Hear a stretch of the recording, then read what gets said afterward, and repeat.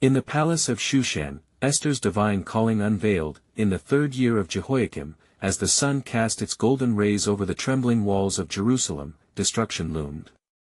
Babylon's grasp tightened, leading many into exile, including a young girl named Esther. Orphaned, she was taken by her cousin Mordecai, who raised her with teachings of their Jewish faith. As the winds of fate shifted like the sands of the desert, Esther's beauty caught the eye of King Ahasuerus, who was enthralled by her grace. She went from the obscurity of a modest home to the opulence of the palace in Shushan, draped in royal robes and surrounded by glistening jewels, yet a heaviness pressed upon her heart. Within the splendid banquet halls, laughter rang as golden goblets overflowed with wine, yet Esther's spirit was weighed down by a dark shadow looming over her people. News of a nefarious plot came like a tempest. Haman, the king's highest official, sought to annihilate the Jews. The date of destruction, set in the 12th month, approached with harrowing swiftness. Mordecai's voice echoed relentlessly in her mind, "Who knows whether you have come to the kingdom for such a time as this?" Esther 4 verse 14 ESV. With trembling hands, she turned to Yahweh in fervent prayer, clinging to the faith of her ancestors. As fear churned within, she took on the mantle of responsibility, calling her fellow Jews to fast and pray for divine intervention. Waves of anxiety washed over her as the weight of her people's fate settled on her shoulders, yet a flicker of hope ignited within her heart. Each prayer whispered, each tear shed, added to her courage. She realized this could be her moment. She was chosen for something extraordinary. When the time came to approach King Ahasuerus, her heart raced like the pounding of a war drum. Clothed in royal attire, Esther stepped into the vast throne room, gazing upon the mighty king seated upon his gilded throne. Could her silent prayers reach his ears? As she walked forward, the throne's grandeur felt transformed, no longer a sight of only opulence, but a stage where her destiny would explain itself. The king raised his eyes to meet hers, and time slowed. Would he extend his scepter, granting her favor, or was this the end? Before we continue with this incredible biblical account, I want to make sure you don't miss any of these powerful scripture stories. Click the bell icon and select all notifications. These biblical narratives have transformed countless lives throughout history. If God's word through this story is blessing you, please like and share with someone who needs to hear about God's faithfulness today. Tell me in the comments, which biblical story has most impacted your faith journey? I'm always amazed how God's word speaks to hearts across generations. Now let's continue with what the Lord did next. The king's scepter extended, a lifeline amidst chaos. Esther's voice quivered but remained resolute as she invited the king and Haman to a banquet she prepared. Each moment of that feast carried the weight of her heart and the hopes of her people. As they dined, a storm brewed in the spiritual realm, the tension sparking like lightning in the darkness. Esther, the queen, stood on the precipice of revelation, aware that divine justice and human actions collide in ways unseen. What would unfold as this banquet began? In her heart, anticipation and dread danced together, echoing the timeless battle between good and evil, pulling on the threads of divine destiny intricately woven through her life and the lives of her people. Esther awaited her calling, knowing at this juncture the extraordinary was about to be unveiled. Would she illuminate the path for her fellow Jews in peril, or would shadows consume their fate? Thus, she stood before the promise of God's deliverance, prepared to embrace the divine purpose intricately woven into the tapestry of her life. The air thickened with anticipation, and the saga of Esther was far from over. Here was where hope met courage, and a hidden plan was ready to emerge. As the banquet unfolded, a palpable tension gripped the air. Esther, enveloped in her regal splendor, felt the gaze of her beloved king upon her, yet her heart remained anchored in the plight of her people. King Ahasuerus, unaware of the storm brewing within his wife's heart, raised his goblet in a toast, his laughter echoing off the marble walls, oblivious to the divine orchestration taking place at this very moment. "Drink, my queen. Share the joy of this occasion," he urged, his eyes sparkling. But Esther, with lips parched from fear, struggled to partake in the king's merriment. She watched as Haman, adorned in his garments of honor, leaned back in his chair, satisfaction written on his face, unaware that the threads of fate hung by a delicate strand. At that very table, the Lord's faithful hand was at work. Wisdom descended upon Esther as she felt the weight of every anxious prayer she had lifted to the heavens. With a heart open to God's leading, she finally rose. The moment ordained in heaven had arrived. "Your Majesty," Esther began, her voice steadied by divine resolve, "if it pleases the king, let me invite you to another banquet tomorrow. For, I have a matter of deep concern that weighs heavily upon my heart." The king's expression shifted, curiosity piqued. "What is this matter that stirs you so, my queen?"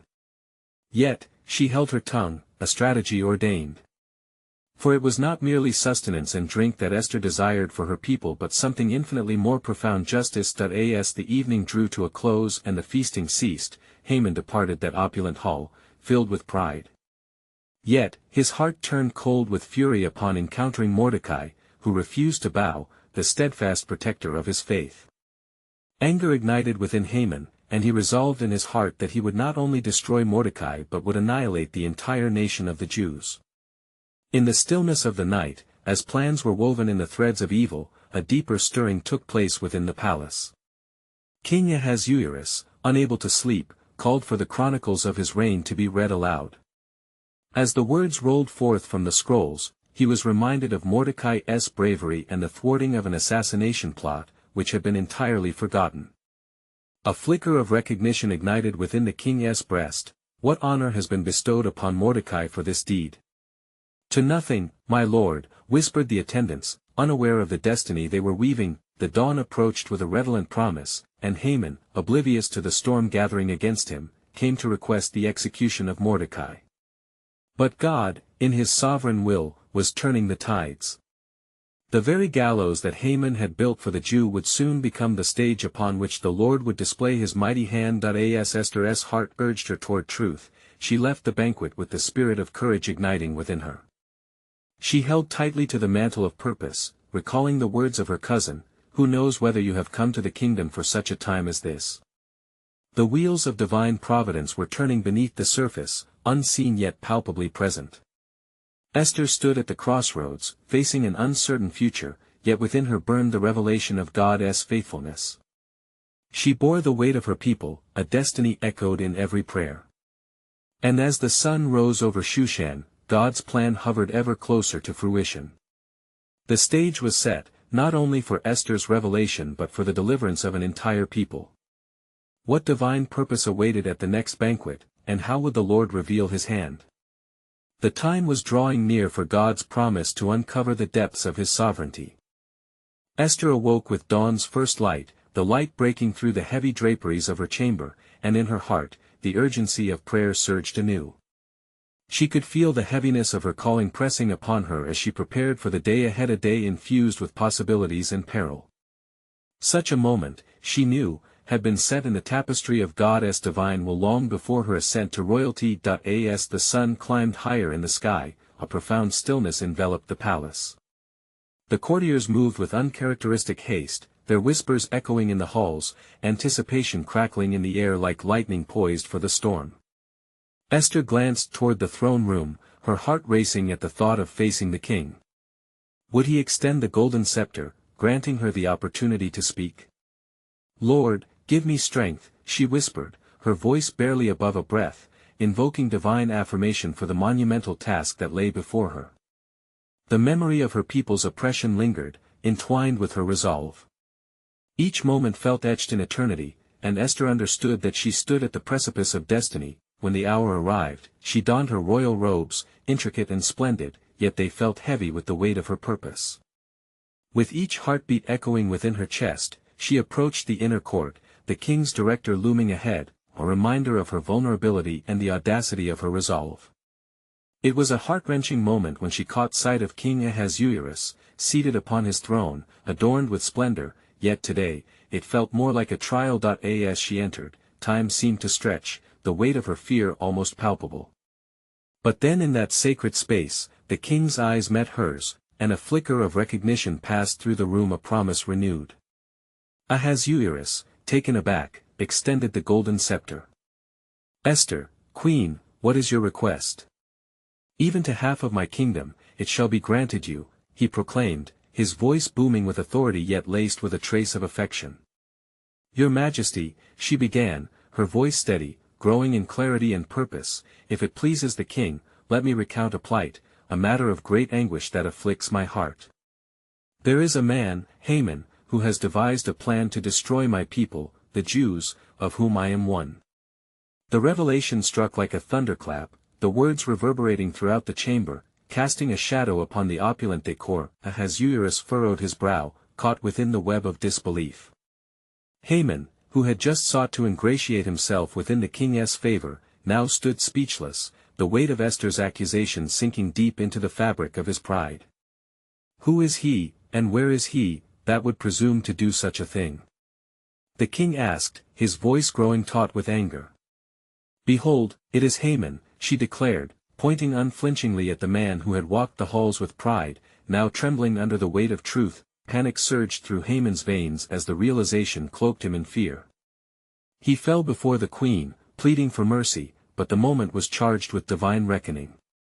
Esther's heart, once gripped with dread, now ignited with the fire of justice. "Let it be made known, O king, that I did not come before thee for mere sustenance.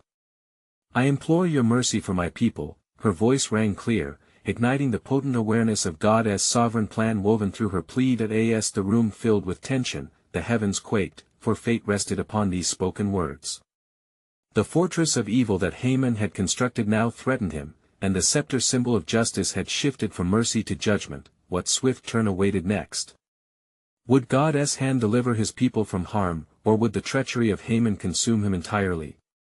The unfolding of events was poised in divine suspense, for God's purpose was both a shield and a sword, crafted in the quiet moments of history, and as the king's fury kindled against Haman, a deeper revelation unfurled. Was this unfolding not the hand of providence steering hearts and lives toward an enduring legacy? The time had drawn near for the Lord to fulfill his promise, setting in motion the redemption of his chosen people. As the tension in the royal chamber thickened, King Ahasuerus rose from his throne, fury contorting his features, his eyes blazing with righteous wrath. "Wretched Haman," he growled, "what treachery have you devised against my queen and her people? Who in my kingdom would dare defy the decree of their sovereign?" Haman stood paralyzed, regret washing over him like a flood, powerless before the torrent of justice unleashed by Esther's revelation. The court bears witness, the nobles and attendants, who had feasted at Haman's banquets, now cast judgmental glances, their perceptions forever changed by the queen's courageous testimony. What shall be done to the man who has devised such wickedness? The king pronounced, gripping the arm of his throne in righteous indignation. The air, thick with dread, held its breath, waiting for the soul of Haman to be weighed in the balance. Esther, emboldened by the Spirit, seized the moment. "Let him be hanged upon the gallows he prepared for my people," she declared, her voice reverberating with the authority of God's will, the words cutting through the fear that had encased her heart like ice. The decree that Haman had forged against the Jews now turned back upon him, a divine reversal echoing the truth of Proverbs 11 verse 27, "He who seeks good finds goodwill, but evil comes to him who searches for it." "What is this?" the king demanded, his voice elevated, the echoes of his authority weaving through the hall. Haman's eyes widened in horror as he understood he had designed his own downfall. The king's anger flared like wildfire, stoked by the betrayal of a man he had once trusted. "Take him away. Let him face the judgment he deserves." At that moment, Haman was seized by the guards and dragged from the chamber. As he was led away, Esther felt the weight lift from her shoulders, as if the very hands of God were unburdening her spirit. A deep peace settled in her heart, knowing that she had acted not out of fear but from faith, a faith that had been nourished through fasting and prayer. For such a time as this, she echoed to herself, perhaps recalling the words of her cousin Mordecai that had stirred her resolve. Ahasuerus stormed out of the chamber, his mind racing, searching for clarity amidst the chaos of emotion. As his footsteps echoed in the halls, he summoned wise men to ponder the matter deeply, seeking counsel on how to restore balance to his realm, unknowing that this was a pivotal moment in God's unfolding narrative. Meanwhilest, the gallows that Haman had constructed stood ominously silhouetted against the twilight sky. A cruel reminder of the evil he had sought to unleash. Yet, that very structure was about to become an instrument of divine justice. Esther's heart beat in sync with the unfolding drama of heaven and earth. "Lord, may your righteous hand deliver your people," she whispered fervently, aware that her battle was not yet complete, for the plot against her kin was not fully unraveled, and thus, unbeknownst to many, the sovereignty of God was weaving a story of deliverance amidst despair, the promise of He who delivers from bondage shining clearer with each passing moment. What of the edicts Haman had placed in writing? Would there be a way to turn the tide for the Jews? The wickedness of man might seem to prevail, but God's plans will stand, immutable and unwavering, as He works in ways unseen to fulfill His purposes according to His ancient declaration in Isaiah 54 verse 17, "No weapon formed against you shall prosper." And so the story opened wide, with God poised to reveal His unshakable purpose, as history bowed to His sovereign decree, preparing hearts for the climactic intersection of grace and justice soon to unfold. As Haman was led away, the weight of his treachery heavy upon him, Ahasuerus returned to his chamber, the flickering torches casting wavering shadows on the walls. The king's thoughts churned like a tempest, the realization of Haman's plotted darkness gripped him. How could I have let such a man gain power? How could my trust be so misplaced? He paced, the rhythm of his footfalls echoing like a sorrowful hymn. Amidst the turmoil of his heart, he recalled Esther's plea. The challenge to save her people had ignited a flame of righteousness within him. He summoned a scribe to him with urgency. "Bring me the scrolls of the law," he commanded, his voice strained. "We must speak of the fate of the Jews."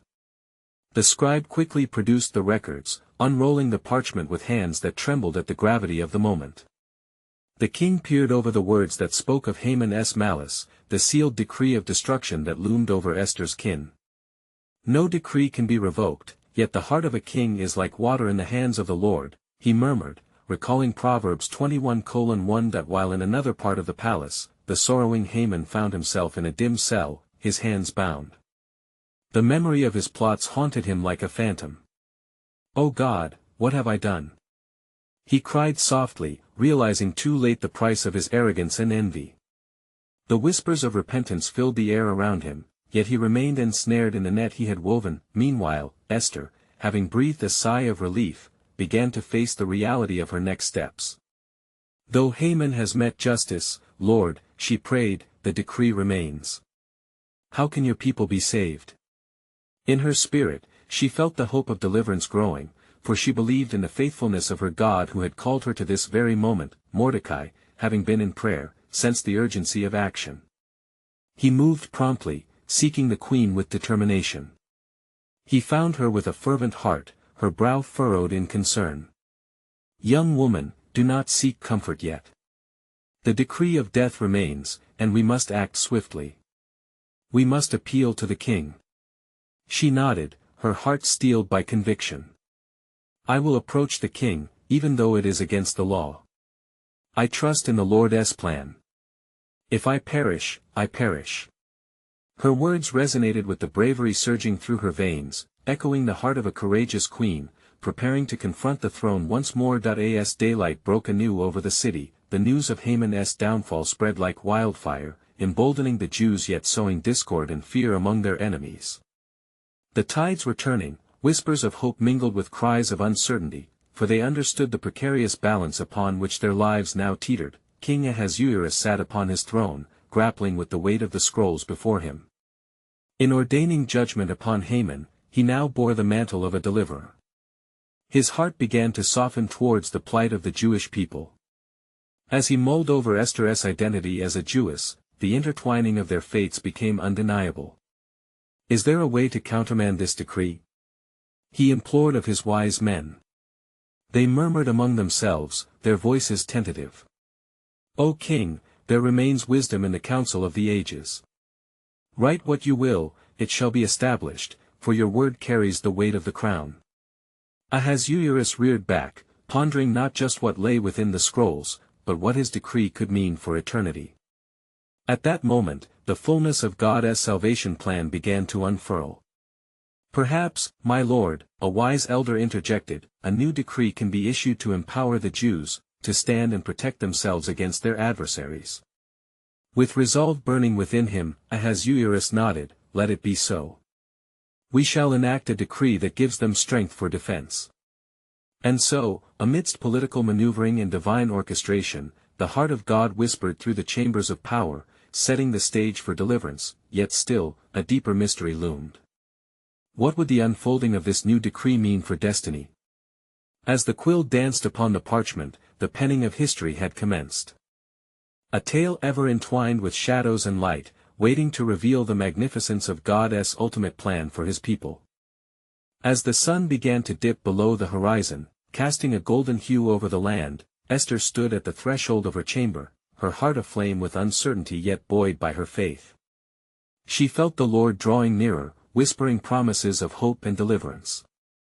Quietly, she prepared herself to enter the king's presence once more, understanding the risk that lay in approaching him unbidden.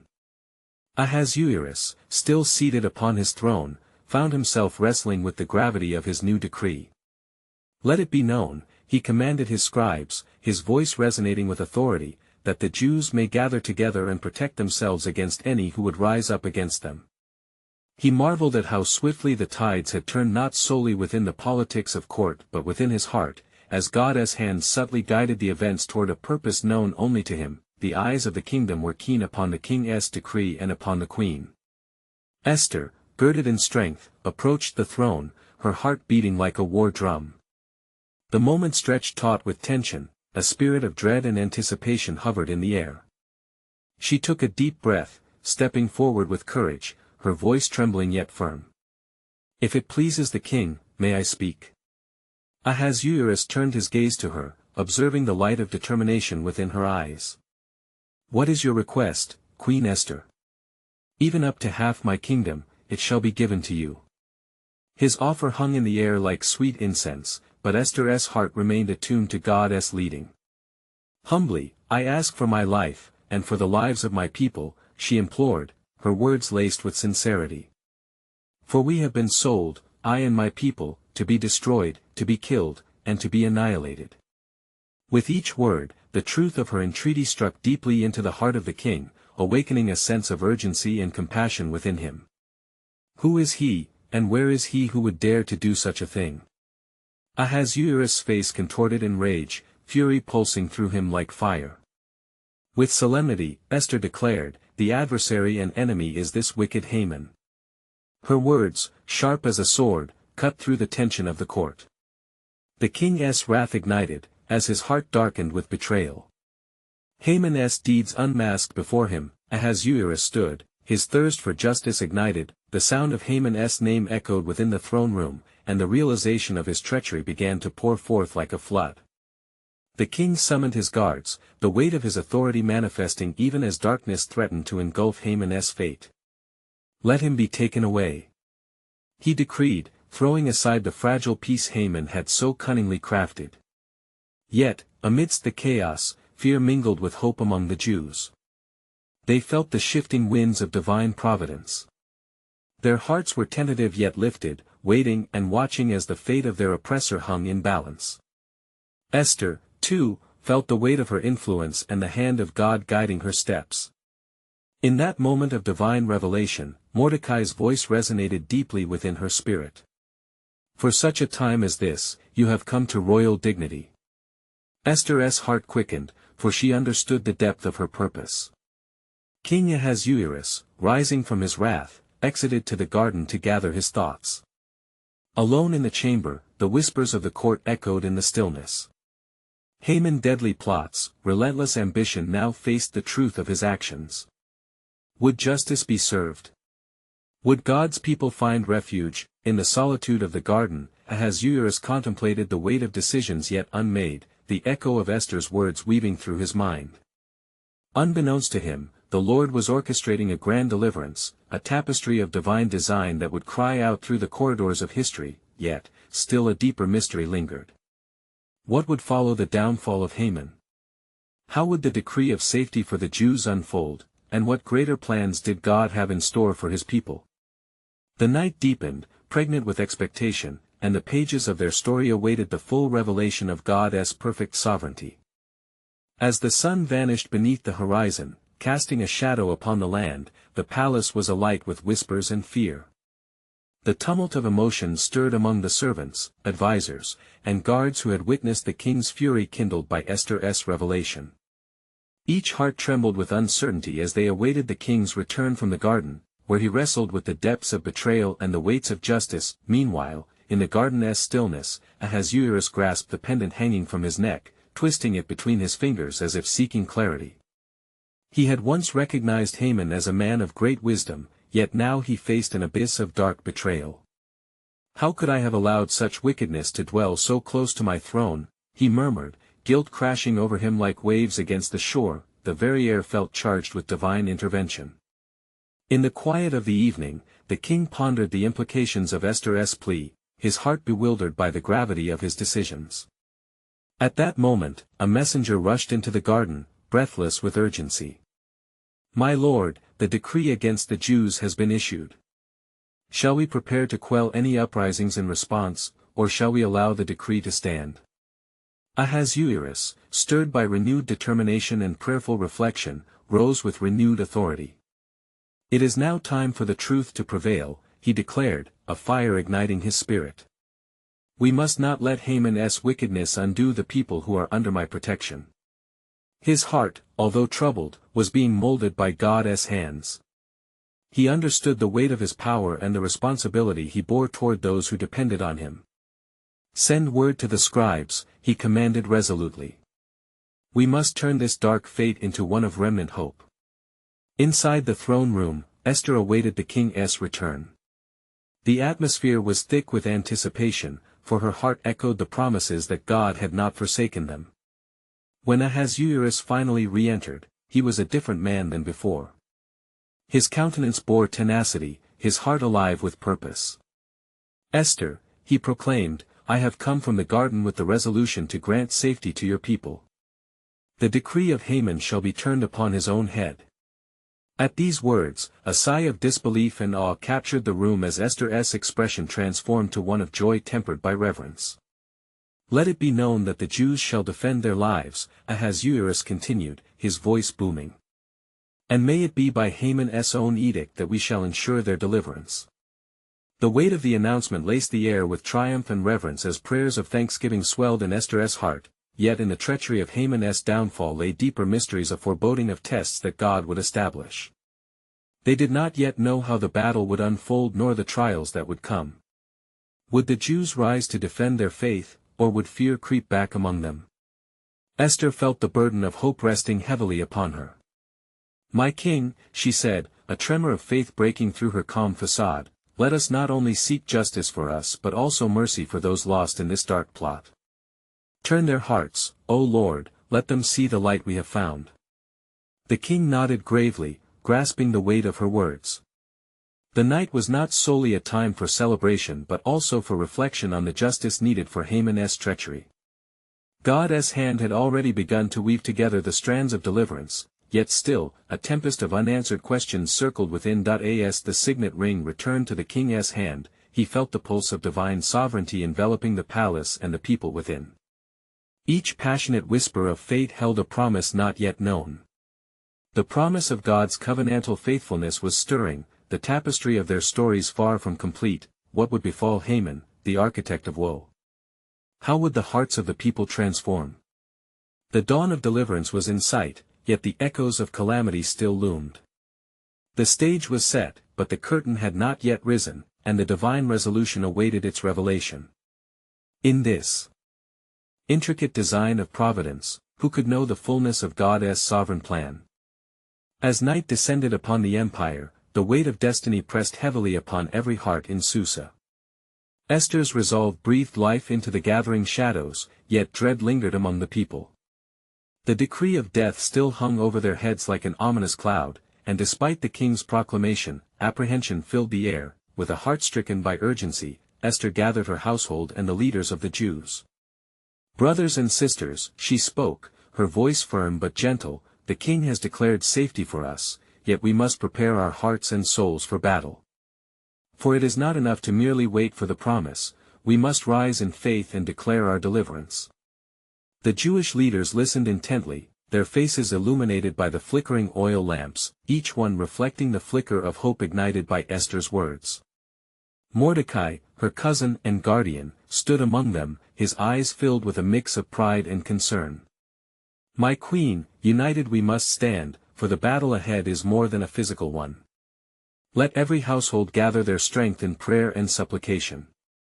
Seek the Lord's favor, and perhaps he will turn the hearts of the Persians." He encouraged, with fervent prayers rising like incense. The Jews sought the Almighty, recalling the words of their ancestors. "The Lord will fight for you, you need only to be still." Exodus 14 verse 14, their voices joined as one, echoes of supplication ringing through the night as they confessed their sins, seeking mercy for the innocent and courage for the brave. Meanwhile, in the palace, Ahasuerus called upon his advisers, their faces pale as they considered the impending chaos from Haman's demise. "Bring forth Haman," he commanded, his heart icy with the anticipation of justice. The king felt the burden of his throne heavier than ever, struggling to reconcile the trust he had once placed in the man who now stood before him. When Haman was brought in, he fell to his knees. The king's gaze was piercing, unwavering. "You, Haman, have brought an edict of destruction upon my people, the very ones whom I have now sworn to protect. Thus, your counsel has turned against you. What say you in your defense?" Haman's heart raced with fear, the reality of his treachery crashing over him like waves upon the shore. "My lord, grant me mercy. I have acted in folly, blinded by selfish ambition," he cried, desperation pouring from his lips. Yet Ahasuerus, remembering Esther's plea, felt conviction in his spirit. "Your ambition has caused the loss of innocent lives," the king thundered. "And your own shall not go unpunished." In that moment, Ahasuerus decreed that Haman would hang upon the gallows he had prepared for Mordecai, setting a clarion call of justice throughout the land. As dawn broke, the people prepared for war, emboldened by divine intervention. With the knowledge that their defenders were those whom God had chosen, the Jewish hearts beat anew with fervor. "For God has not given us a spirit of fear, but of power, love, and self-discipline." 2 Timothy 1 verse 7, Now the stage was set for the battle, and the winds of fate began to shift under the hand of providence. Esther stood at the forefront, a beacon of hope, and within her spirit burned a new revelation, for the plan of God was unfolding in ways she had yet to comprehend. Yet amid these revelations, the whispers of her heart echoed a truth yet revealed. What if the day of reckoning held not just judgment, but also a moment for grace and redemption? The tale of God's people was far from over. What miraculous truths would emerge from the ashes of betrayal? Would the hearts of those once blinded by hatred turn toward the light? A greater purpose awaited discovery, for in the depths of despair, God's sovereign plan was still being written. As the sun climbed higher, casting its golden rays over the city of Susa, the atmosphere was laden with a palpable tension. The Jewish people, emboldened by prayer and Esther's leadership, gathered in the streets, their hearts unified in the resolve of faith. Children clutched their parents' hands, eyes wide with a mixture of hope and fear, while elders raised their voices in song, proclaiming the steadfast love of the Lord. Esther stood upon a raised platform, her countenance radiant with righteousness, her spirit caught between heaven and earth. "My beloved people," she called, her words carrying like the fragrant scent of myrrh, "today we fight not only for our lives but for the glory of our God. Remember the words of our fathers, the Lord our God is a jealous God, visiting the iniquity of the fathers upon the children to the third and fourth generation of those who hate me, but showing steadfast love to thousands of those who love me and keep my commandments." Exodus 20 verses 5-6, Mordecai stepped forward, his voice firm, "Let the heart of Susa tremble, for the Lord is our refuge and strength, a very present help in trouble." Psalm 46 verse 1, the rallying cries echoed back, and the fervor among the tribes of Israel grew, their unyielding faith shining like the very banners they carried. As the preparations for battle unfolded, a hidden whisper coursed through the ranks, a reminder of the divine presence that overshadowed them. Esther could feel it, a whispering hope that urged her on, as if the Spirit of the Almighty was guiding her steps. What if God has called us for such a time as this? She pondered, remembering the words spoken to her by Mordecai. The thought filled her with both awe and trepidation. Meanwhile, in the shadows of the palace, the remnants of Haman's conspirators planned in silent fury. They felt the winds shifting but refused to yield to despair. "We shall not be subdued," one hissed, his eyes glinting with malice.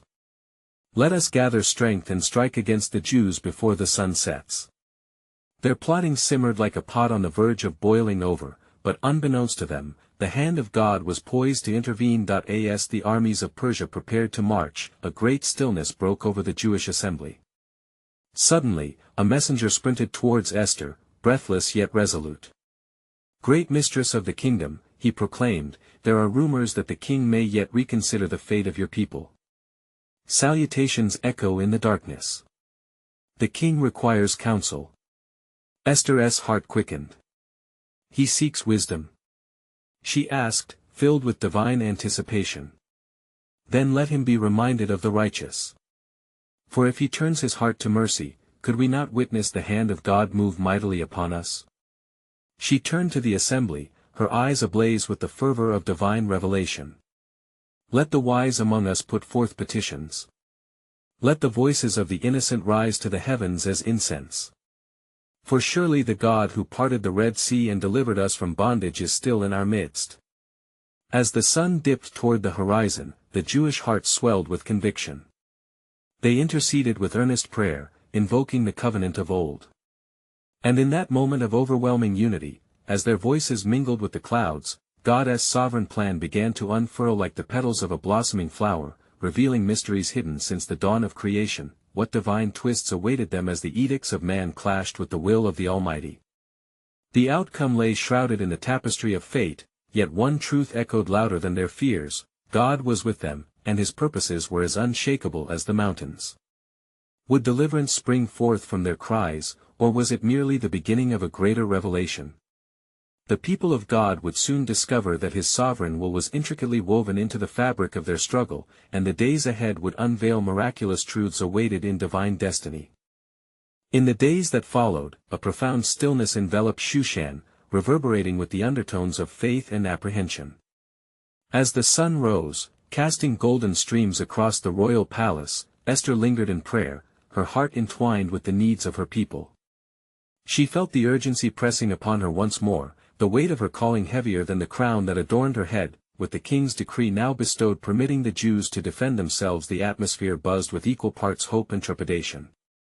Esther, emboldened by her faith, gathered the leaders of her people, Mordecai among them, their faces illuminated by the collective resolve that swelled within the corridors of the palace. "Dear brothers and sisters," she began, her voice rising above the murmurs of uncertainty, "we have tasted the sweetness of God's blessing and will soon taste victory.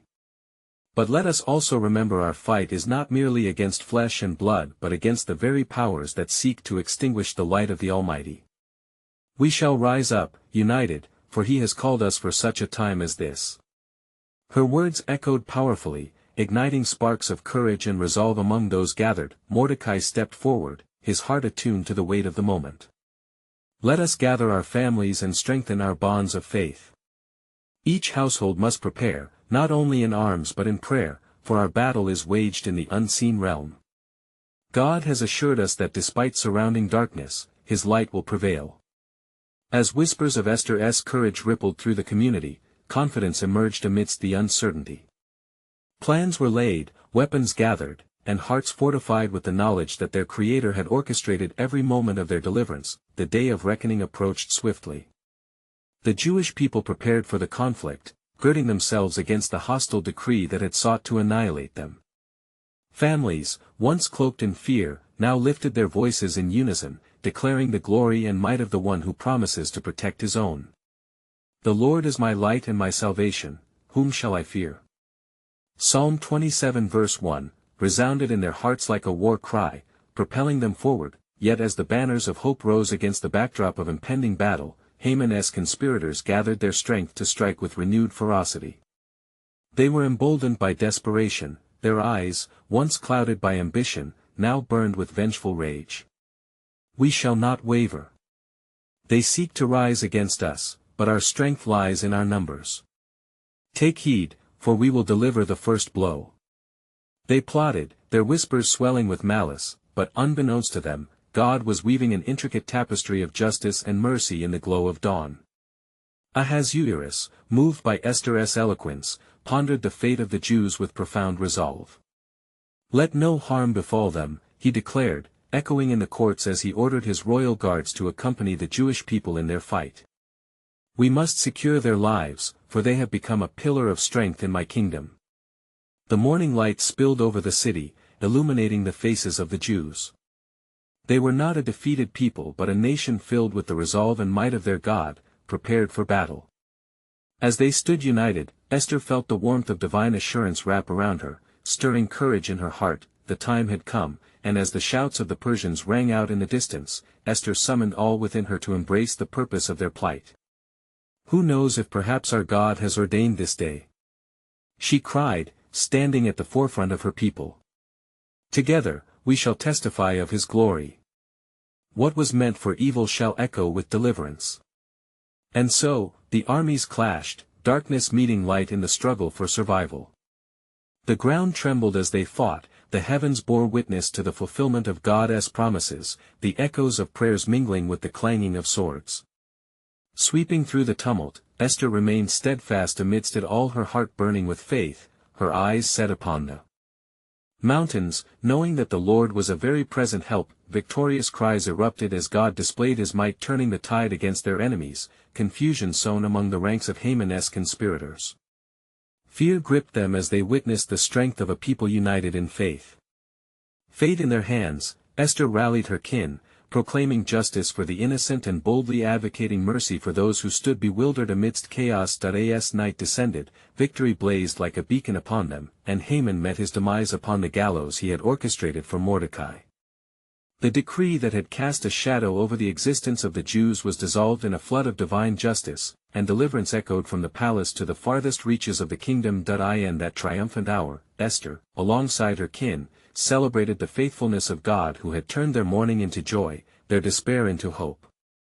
"For the Lord has delivered us," they proclaimed, offering sacrifices of gratitude and singing the songs of Zion, eternally grateful for the divine intervention that brought them from darkness into light. As the days passed, and Susa returned to normalcy, the people rejoiced not only in their deliverance but proclaimed a festival, the Feast of Purim, a lasting reminder of God's faithfulness and protection. "Let us celebrate, for he is our fortress and our rescue. His promises are unwavering, etched forever into our hearts."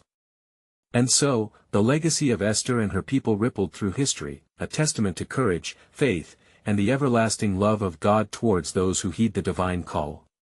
In all of time, the echo of her courage would resonate, for such a time as this.